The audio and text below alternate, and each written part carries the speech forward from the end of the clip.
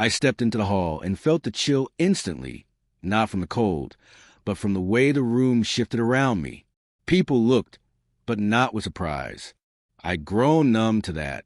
What stung was the cheap label pinned to my chest. Housekeeper.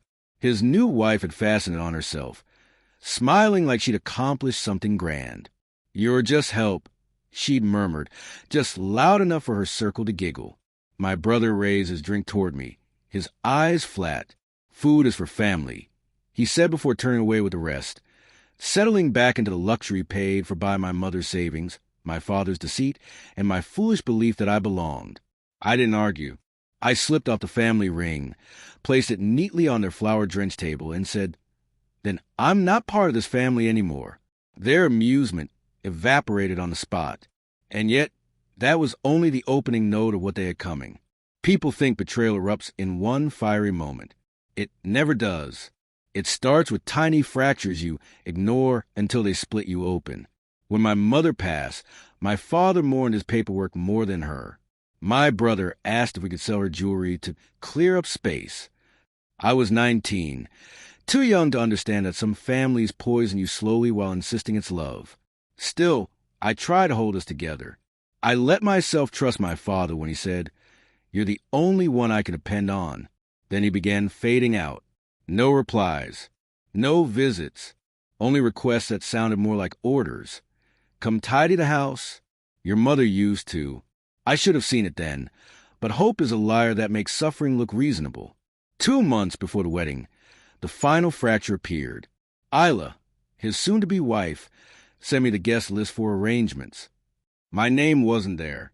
I thought it was an oversight, until I saw the messages on my brother's always unlocked laptop. "She's not invited. She can stand with the workers. He won't cut her off, so I'll do it." My brother responded with a simple thumbs up. No sentence. No hesitation. Something inside me hardened. A switch flipped, and once it did, there was no going back. No tears. No shock. Only calculation. I possessed 2 strengths they'd never acknowledge. I was invisible, and I knew every inch of the house they flaunted. I designed the renovation myself.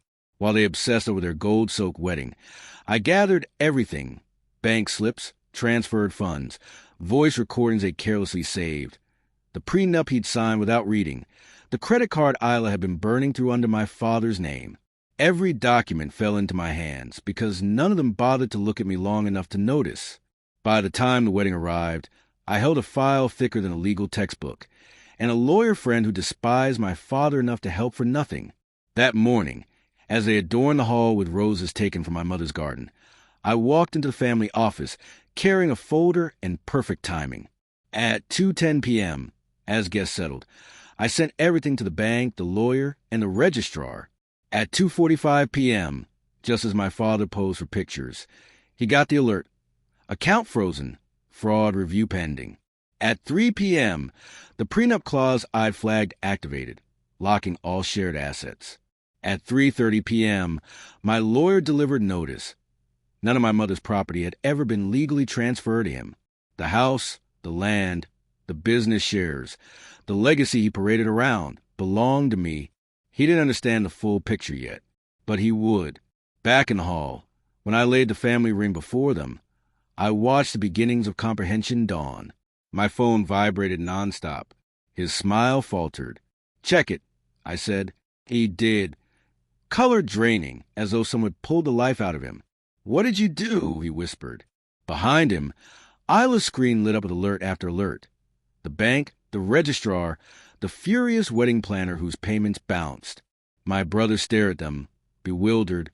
Like a spectator at a disaster, he couldn't trace back to himself. I leaned closer. "You shouldn't have treated me like help. Help sees everything." Then I turned and walked away. By dawn, they had nowhere to go. My mother's home was legally returned to me. Their accounts remained locked. Their wedding pictures never printed because the photographer refused to release them without payment. They called. They begged. They cried. I didn't block them. I simply never replied. Some revenge shouts. Mine was quiet, because silence lasts the longest, and mine still lingers.